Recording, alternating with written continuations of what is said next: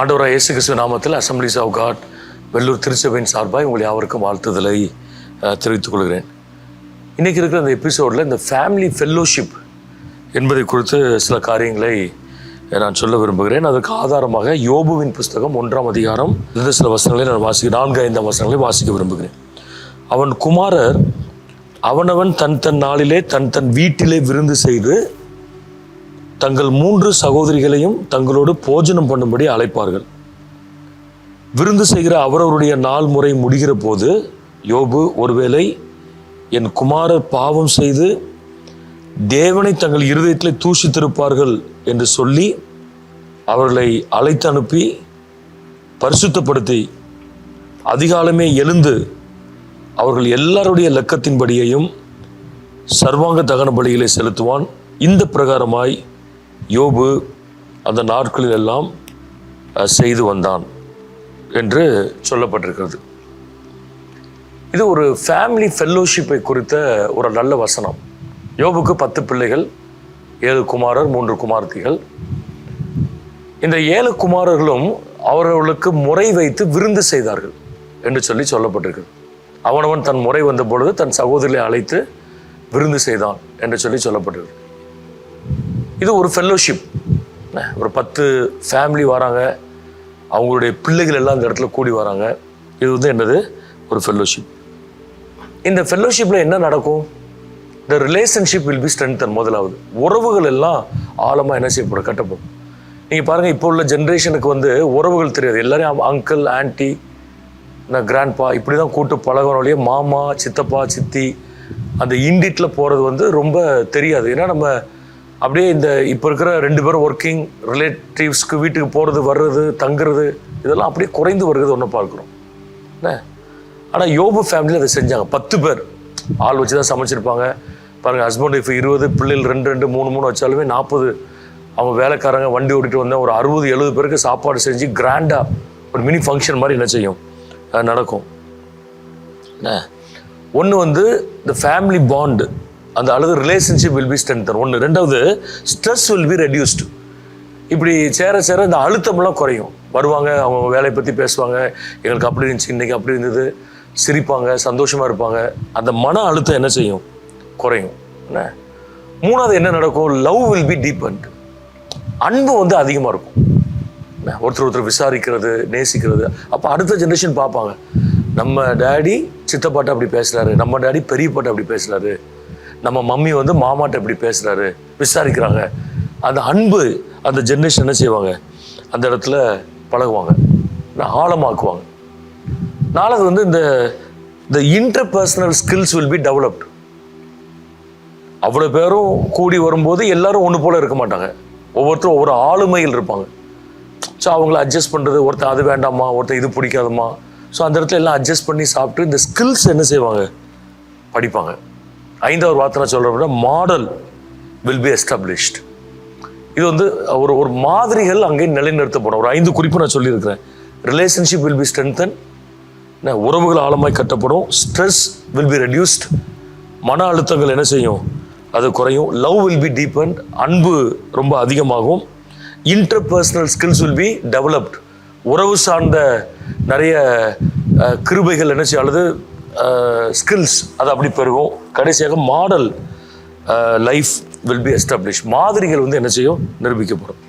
Okay, இது ஜென்ரலாக சொல்லுது. இப்போ யோபு ஃபேமிலிக்கு வருவோம். 10 பேரும் ஒவ்வொரு வீட்டில் கூடி விருந்து செஞ்சு சாப்பிட்டு வராங்க. அது நல்ல செய்தி தான். ஆனால் இவர் என்ன பண்ணார்? As a father, as a leader of the family. பாருங்க, he was standing before God for his family. யோபுட்டு நம்ம படிக்க வேண்டிய முதலாவது ஒன்று, தன் குடும்பத்திற்காக கர்த்தருடைய சமூகத்தில் நின்றார். நீங்கள் இந்த வசனத்தை பார்த்தீங்கன்னா ரொம்ப அழகாக என்ன செய்யப்பட்டிருக்கிறது? சொல்லப்பட்டிருக்கிறது. அவர்கள் எல்லாருடைய அதிகாலமே இழந்து அவர்கள் எல்லாருடைய லக்கத்தின்படியையும் சர்வாங்க தகன பலிகளை செலுத்துவான் என்று சொல்லி என்ன செய்யப்பட்டிருக்கிறது? அங்கே சொல்லப்பட்டிருக்கிறதை பார்க்கிறோம். பாவம் செஞ்சாங்க அப்படிங்கிற இன்ஃபர்மேஷன் வரல. தூஷித்தாங்க அப்படின்னா ஆட்கள் சொல்லலை. தூஷித்திருப்பார்களோ, பாவம் செஞ்சிருப்பாங்களோ, மனம் பதறி பேசியிருப்பாங்களோ, அந்த ஐக்கியத்தில் அளவுக்கு அதிகமாக மாம்சிக கிரிகள் எதுவும் வெளிப்பட்டிருக்குமோ. யோபு ஒரு நீதி உள்ள மனிதன், தேவ பக்தி உள்ள மனிதன். அப்போ அந்த குடும்பத்திற்காக, சந்ததிகளுக்காக தெய்வ சமூகத்தில் நிற்கிறார். ஸோ நான் அங்கே இருக்கிற இதை கவனிக்கிறவங்களுக்கு ஒரு வார்த்தை சொல்கிறேன், stand for your family, stand in the presence of God for your family. உங்கள் குடும்பத்திற்காக கர்த்தருடைய சமூகத்தில் நில்லுங்க. உங்கள் பிள்ளைகள், அவர்களுக்கு வரப்போகிற பிள்ளைகள், அவங்களுக்காக நில்லுங்க. ஆண்டவரே, ஒருவேளை அவர்கள் அறியாமல், எங்களுக்கு தெரியாமல் பாவம் செய்திருப்பார் என்று சொன்னால் நீர் அவளை மன்னிக்க வேண்டும் ஆண்டவரே என்று ஒரு ஆசாரியனை போல என்ன செய்யணும், ஆசாரியனை போல செயல்படுவதற்கு கர்த்தர் நமக்கு கிருபை தருவாராங்க. ஒன்று. ரெண்டாவது, job focused on family alter. இந்த குடும்ப பலிபீடத்தை அவர் ரொம்ப அதிகமாக முக்கியப்படுத்தினார். அந்த வசனத்தை நீங்கள் பார்த்தீங்கன்னா, அவர்களை அழைத்து அனுப்பி பரிசுத்தப்படுத்தி என்று சொல்லப்பட்டிருக்குது. அதிகாலமே எழுந்து பலி செலுத்தினார். அவங்கள கூப்பிட்டு விடுறாரு, விசாரிக்கிறார், எப்படா இருந்துச்சு, ஃபெல்லோஷிப்லாம் நல்லா இருந்துச்சா, என்னடா சாப்பிட்டீங்க, எல்லாம் பேசுங்களா, கூப்பிட்டு அவங்கள சுத்திகரிக்கிறார், அவங்கள பரிசுத்தப்படுத்துறார். அதெல்லாம் ஜூயிஷ் ரிச்சுவல்ஸ், அது யூத முறைமைகள். அழைத்து அனுப்புறாரு, சுத்திகரிக்கிறாரு, அதுக்கப்புறம் என்ன பண்றாரு, அவங்களுக்கு அதிகாலமே எழுந்து அவருடைய லெக்கத்துக்கு ஏற்றபடி பலியிடுகிறார். இதை ஃபேமிலி ஆல்டர். பழைய ஏற்பாட்டில் ஃபேமிலி ஆல்டர் அப்படின்னு சொல்றது, புதிய ஏற்பாட்டில் குடும்ப பலிபீடம் அப்படின்னு வச்சுக்கணும். ஸோ நம்ம வீடுகளில் என்ன இருக்கணும், குடும்ப பலிபீடங்கள் இருக்கணும். பலிபீடங்கள் என்பது இடம் அல்ல, பலிபீடம் என்பது ஒரு கான்செப்ட், ஒரு கருத்து, பைபிளில் உள்ள பிப்ளிக்கல் கான்செப்ட். ஸோ ஒரு இடத்துல போய் தான் ஆண்டவர் ஆராதிக்கணும், நாங்கள் வருஷத்துக்கு கூடவே அங்கே போவோம். கிறிஸ்தவங்களே சொல்கிறாங்களே, வேளாங்கண்ணிக்கு போகிறோம், வருஷத்துக்கு கூட இங்கே போகிறோம், அவசியமே கிடையாது. உங்கள் வீட்டில் அனுதினமும் உட்காந்து முழங்கால் படிக்கிட்டு ஜெபிக்கிற பழக்கங்கள் நீங்கள் என்ன செய்யணும், உருவாக்க வேண்டும். யோபு அதை செய்தார். பிள்ளைகளை பரிசுத்தப்படுத்தினார், அதுக்கு டைம் எடுத்தார். சுத்திகரிப்பதற்கு அவங்களுக்கு டைம் என்ன செஞ்சார், அவர் எடுத்ததை பார்க்குறோம். ஸோ சர்வாங்க தகன பலிகளை செலுத்துறதுக்கு டைம் எடுத்தார். ஸோ இப்போ நம்ம கண்ணோட்டத்தில் எப்படி அதை பார்க்குறோம், நீங்கள் உட்காந்து கர்த்தர் செய்த நன்மைகளுக்காய் துதிக்க ஒரு நேரம், டைம் ஆஃப் வர்ஷிப் அல்லது praising God, time of giving thanks to God, ஆண்டவருக்கு நன்றி செலுத்துகிற ஒரு நேரம், time of recognising God's faithfulness, அவருடைய உண்மையை உணர்கிற ஒரு நேரம், time of reflecting his word, அவருடைய வசனத்தை கொஞ்சம் தியானிக்கிற ஒரு நேரம். So time of praying together, சேர்ந்து ஜோமுற நேரம். இதுதான் ஃபேமிலி ஆல்டர். ஸோ இது ஃபேமிலி ஆல்டர் எப்படி இருக்கணும், சிஸ்டமேட்டிக்காக இருக்கணும், சின்சியராக இருக்கணும், சீரியஸாக இருக்கணும். 3 வார்த்தை நான் சொல்கிறேன். முறையாக இருக்க வேண்டும், உண்மையாக இருக்க வேண்டும், தீவிரமாக இருக்கணும். நிறைய பேர் ஃபேமிலி ப்ரேயரில் பேரண்ட்ஸே ஃபோனை எடுக்கக்கூடாது. அப்போ ஃபோனை தான் இருக்கட்டும், பிறகு பேசிக்கலாம். அவர் எடுத்து இங்கே பாடிட்டு இருப்பாங்க, அவர் ஃபோனில் பேசிகிட்டு இருந்தாருன்னா அந்த பயபக்தி பிள்ளைகளுக்கு போகும். அங்கே பக்தியாக உட்காந்து என்ன செய்யணும், அது ஒரு பிள்ளைகளுக்கும் சின்ன பிள்ளைகளுக்கும் தெரியணும். அது ஒரு சீரியஸான டைம். இந்த டைம் ஒரு சீரியஸான டைம் இருக்கும். 3வது ஒரு வார்த்தை நான் சொல்ல விரும்புகிறேன், teach family values and biblical principles. இந்த யோபு பிள்ளைகள்லாம் கூப்பிட்டு இதெல்லாம் சுத்திகரித்து பரிசுத்தப்படுத்தி பலி செலுத்துறாரு. என்ன பண்ணியிருப்பாரு, பைபிளில் டீட்டெயிலாக இல்லாட்டினாலும் பேசியிருப்பாரு. யாராவது ஒருத்தர் கேட்டுக்கலாம், எதுக்குப்பா அப்படி பண்ணுறீங்கன்னு கேட்கலாம். அல்லது பிள்ளைகள் ஒன்று கேட்டிருக்கலாம், தாத்தா ஏன் இதை பண்ணுறீங்க. அவங்க கேட்டாங்களோ இல்லையோ, இவர் கூட்டு வச்சு நீங்கள்லாம் பாவம் பண்ணீங்க அப்படி இருந்தனால நான் இதை பண்ணலை, தூசிச்சிட்டீங்க அப்படின்னு எனக்கு செய்தி வந்ததுனால இதை நான் பண்ணலை. நீங்கள் செஞ்சுருக்கலாம், செய்யாமல் இருக்கலாம், அது எனக்கு தெரியாது, உங்களுக்கும் ஆண்டருக்கு உள்ளது. ஆனால் உங்களுக்கு வேதாகம முறையை நான் கற்றுக் கொடுக்க விரும்புகிறேன். I want to teach a biblical truth to you. So அந்த சத்தியத்தை எவ்வளோ அழகாக அடுத்த சந்ததிக்கு கடத்துறா இருப்பாங்க. ஃபெல்லோஷிப்ங்கிறது ஒரு ஈவெண்ட்டு, அது வெறும் ஒரு ஜாலி, ஒரு சாப்பாடு, ஒரு டைம் டுகெதர், சந்தோஷமான நேரம் அப்படின்னு போகாமல் அதையும் ஸ்பிரிச்சுவலைஸ் பண்ணுறாரு. என் பிள்ளைகள் தவறு செய்யக்கூடாது, பைபிள் படி நடக்கணும், ஆண்டருக்கு விரோதமாக மனசில் கூட பாவம் செஞ்சுருக்கக்கூடாது. இன்றைக்கி நம்முடைய வீடுகளில் என்ன செய்யணும் அப்படின்னா, பிள்ளைகளுக்கு சத்தியங்களை கற்றுக் கொடுக்க வேண்டும். நீ உபாகமத்தில் வாசிக்கிறோம், முதலாவது நீ கைக்கொள், பின்பு நீ எழுந்திருக்கும் பொழுதும், நீ படுத்திருக்கும் பொழுதும், உட்கார்ந்திருக்கும் பொழுதும், நடக்கும் பொழுதும். ஆண்டு ரொம்ப அழகாக சொல்கிறேன், when you get up, when you walk, when you lie down, when you sit, you talk about these principles. இதெல்லாம் பேசுங்கிறார் ஆண்டவர், பேசுங்கிறார். நல்லா கவனிங்க. ஸ்கூலில் மாரல் அப்படின்னு ஒரு செக்ஷன் இருக்குது கிறிஸ்டியன் ஸ்கூலில். அவங்க சொல்லி தருவாங்க, என்ன சொல்லி தராங்கன்னு உங்களுக்கு தெரியாது, அது எவ்வளோ சின்சியராக சீரியஸாக பண்ணுறாங்கன்னு தெரியாது. சர்ச்சில் சண்டே ஸ்கூல் இருக்குது, அவங்க பார்த்துக்குவாங்க. சர்ச்சஸில் சண்டே ஸ்கூல் இருக்குது. எங்கள் சர்ச்சில் சில்ட்ரன் சர்ச்சே வச்சுருக்கணும், அவங்களுக்கு தனி வர்ஷிப்பு, தனி ஆக்டிவிட்டீஸ், இல்லை தனியாக அவங்களுக்கு டீச்சிங்ஸ், கீழே என்ன டீச்சிங்ஸோ அதே தீம், பட் அவங்களுக்கு ஏற்றபடி டீச்சிங்ஸு, ஆக்டிவிட்டீஸ். நான் என்ன சொல்கிறேன், இது பத்தாதுங்கிறேன் நான். 1.5 மணி நேரமோ 1.25 மணி நேரமோ உங்கள் பிள்ளைகளுடைய ஆவிக்குரிய வாழ்க்கைக்கு பத்தாது. So church will take care of, school will take care of அப்படின்னு நினைக்காதீங்க.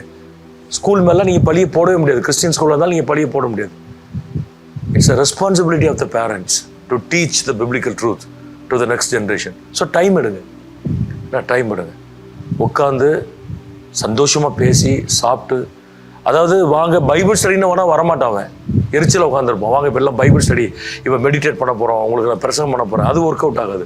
ஒரு கேஷுவலாக உட்கார வச்சு நான் சாப்பிடும்போது அல்லது சந்தோஷமாக உட்காந்துருக்கும் பொழுது ஃபோனெல்லாம் தள்ளி வச்சுட்டு சத்தியத்தை வித்தியாசமான முறையில் பேசணும். அது சர்ச் பைபிள் ஸ்டடி மாதிரி கொண்டு போயிடக்கூடாது. அப்படின்னா அது பிள்ளைகளுக்கு அது வெறுப்பான டைம் ஆயிரும். உட்கார வச்சு ஒவ்வொரு கான்டெக்ட்ல ஒரு சில சூழ்நிலையில் வரும்போது பிரின்சிபிள்ஸை டீச் பண்ணணும். பைபிள் இப்படி தான் சொல்லியிருக்கு, நம்ம இப்படி தான் என்ன செய்யணும், நடக்கிறோம், நம்ம இதை செய்யக்கூடாது. அப்போ அவன் கேட்பான், ஏன் செய்யக்கூடாதும்மா? இப்போ உள்ள ஜென்ரேஷன்லாம் they will always ask why, ஏன்னு கேட்பான். அது ஜென் செட்லாம் கண்டிப்பாக கேட்பான் ஒய். பாரு நான் சொன்னது செய் அப்படின்னு அவனை சொல்லக்கூடாது. Why, give explanation to the question why. ஏன் அப்படிங்கிற கேள்விக்கு விளக்கம் கொடுக்கணும், அவங்கள கன்வின்ஸ் பண்ணணும். கன்வின்ஸ் பண்றது தட்ஸ் வாட் ஐ ஃபீல் அப்படி சொல்லக்கூடாது. That's what the Bible chase. நான் இப்படிதான் நினைக்கிறேன், தாத்தா எனக்கு இப்படிதான் சொல்லி கொடுத்தாங்க, உங்க அந்த மம்மியோட டேடி மம்மி தாத்தா இப்படிதான் எங்களுக்கு சொல்லி கொடுத்தாங்க. இந்த பிஸ்னஸே கிடையாது. That's what the Bible chase. Bible அதை சொல்லுது. பைபிள் சொல்றதுனால நம்ம செய்யக்கூடாது. அப்போ அவனுக்கு என்ன மனசுல வரும் அப்படின்னா, ஓகே பைபிள் சொல்லுது. பைபிள்ங்கிறது வீட்டில் ஏதோ ஒரு டேபிள்லையோ செல்ஃப்லேயோ இருக்கிற கருப்பட்டை போட்டு அல்லது ப்ளூ கலர் அட்டை போட்டு புக்கு இல்லை. It's a life principle book. நம்ம அதை வாசிக்கணும் அப்படிங்கிற பழக்கம் அவனுக்குள்ளே என்ன செய்யணும், நமக்கு வரும். ஸோ யோபு அதை செஞ்சார். இன்னொன்று என்ன பண்ணார், he developed family orient generation. எனக்கு அது வாசிக்க ரொம்ப ஆச்சரியமாக இருந்தது. 10 பிள்ளைகளும் கூப்பிட்டாங்கன்னா இவ்வளோ செலவு பாருங்கள். நான் நினைக்கிறேன் இவரே பணம் கூட கொடுத்துருப்பார். சம்டைம்ஸ் உனக்கு ஒருத்தர் கஷ்டப்படானா அந்த நான் தரேன், நீ மிஸ் பண்ணிடாத வை அப்படின்னு சொல்லியிருப்பாரு. ஸோ அப்போ அவர் அதை சீரியஸாக எடுக்கிறாங்க. ஃபேமிலி ஓரியன்ட் ஜென்ரேஷன், ஃபெல்லோஷிப் ரொம்ப முக்கியம். அப்போ நல்லா கவனிங்க, குடும்பங்களுடைய மதிப்பீடுகள் குறைந்து வருகிற இந்த கடைசி நாட்களில் குடும்பத்தை சார்ந்த ஒரு சந்ததியை உருவாக்க நாம் கடமைப்பட்டிருக்கிறோம். So focus on family orient generation. இந்த உறவுகள் உங்கள் ரிலேட்டிவ்ஸ் வீட்டுக்கு கூட்டு போங்க, போய் 2 நாள் தங்கிட்டு வாங்க. அங்கே வசதி இருக்கிறதோ இல்லையோ, பிள்ளைகள் அங்கே படிக்கட்டும், அவங்களும் உங்கள் வீட்டுக்கு வர சொல்லுங்கள். ஸோ அப்போ தான் ஆட்கள் எவ்வளோ நல்லா இருக்கிறாங்க, எவ்வளோ கஷ்டப்படுறாங்களோ நமக்கு தெரியும். We learn principles from each other. நிறைய எக்ஸ்போஷர்ஸ் பிள்ளைகளுக்கு என்ன செய்யும், கிடைக்கும். ஸோ அங்கே ஹைஜீனிக்காக இருக்காது, பெரியப்பா வீட்டில் போய் ஒன்றும் தொடக்கூடாது, அங்கே ஹைஜீனிக்காக இருக்காது, மாமா வீட்டில் போய் ஒன்றும் சாப்பிடக்கூடாது, என் கூட வந்துடணும். இந்த மாதிரி போனீங்கன்னா ஃபேமிலி ஓரியன்ட் ஜென்ரேஷன் வருது. அங்கே போகிறோம், ஒரு நம்ம வசதி அவங்களுக்கு இல்லாமல் இருக்கலாம், சித்தப்பா வீட்டில் அல்லது பெரியப்பா வீட்டில், அண்ணன் வீடு, இதெல்லாம் ஒன்று. பட் அங்கே சாப்பிட்றோம், சந்தோஷமாக டைம் ஸ்பெண்ட் பண்ணுறோம். அந்த கல்ச்சரும் பிள்ளைகளுக்கு என்ன செய்யணும், தெரியணும். யோபு அதை தான் விரும்பினார். அதனால தான் அந்த பக்தி உள்ள சந்ததியை அவரால் என்ன செய்ய முடிந்தது. ஸோ அந்த 4 வார்த்தை வச்சிருக்கோம். 5 பிளெஸிங்ஸ் சொன்னேன், அப்புறம் 4 வார்த்தை சொன்னேன். Stand before God for your family. தேவ சமூகத்தில் உங்கள் குடும்பத்திற்காக நில்லுங்கன்னு சொன்னேன். ஃபோக்கஸ் ஆன் ஃபேமிலி ஆல்டர், குடும்ப பலிபீடங்கள் மேலே கவனம் செலுத்துங்கன்னு சொன்னேன். Teach family values to the next generation. வேதாகம மதிப்பீடுகள், வேதாகம கொள்கைகள், வேதாகம அறநெறிகள், இதெல்லாம் அடுத்த சந்ததிக்கு சொல்லுங்க. 4வது டெவலப் ஃபேமிலி ஓரியன்ட் ஜென்ரேஷன். அதை செய்யும்போது கர்த்தர் நம்முடைய குடும்பங்களை பாதுகாப்பார். நல்லா கவனிங்க, குடும்பம் பிசாசின் லக்குகளில் ஒன்று. He will always attack the family. ஏன்னா the institution of the family is ordained by God. ஆண்டவர் ஏற்படுத்தினர் இருக்கிறாரு என்கிற ஒரே காரணத்துக்கு அதை அட்டாக் பண்ணுவான். பிரிவினை, கசப்பு, சந்தேகம், சண்டை, வாக்குவாதங்கள், இப்படி எதையாவது போட்டுட்டே இருப்பான். இதெல்லாம் தப்பி வைக்க வேண்டும் என்றால், நம்முடைய சந்ததிகள் தப்ப வேண்டும் என்றால், இந்த யோபு சொன்ன அந்த கான்செப்டை நம்ம செயல்படுத்துவோம். கர்த்தர் நிச்சயமா என்ன செய்வார், ஆசீர்வதிப்பார். ஜெபம். ஆண்டவரே, கேட்ட யாவருக்காய் நாங்கள் ஜெபிக்கிறோம், குடும்பங்களை ஆசீர்வதிக்கிறோம்.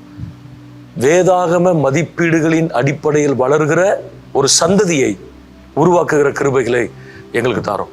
நாங்கள் யாராவது அதில் தவறி போயிருந்தால் அந்த வார்த்தைகளை கேட்கிறவர்கள் அதை திரும்பவும் உணர்த்துவீராக, திரும்பவும் அதை கட்டுவதற்கு உதவி செய்யும், பலிபீடங்களை முக்கியப்படுத்த உதவி செய்யும். குடும்பம் சார்ந்த ஒரு சந்ததியை உருவாக்க உதவி செய்கிறாங்க. வாய்ப்புகள் கிடைக்கும் பொழுதெல்லாம் சத்தியங்களை கற்றுக் கொடுக்க கர்த்தர் உதவி செய்யும். இந்த நிகழ்வுகளுக்கு தொடர்ந்து பிரயோஜனமாக நீ மாற்றித்தாரும். நீ ஒருவரை மகிமைப்படுவீராக. இயேசு நாமத்தில் ஜெபிக்கிறோம் நல்ல பிதாவே. God bless you. Thank you for watching.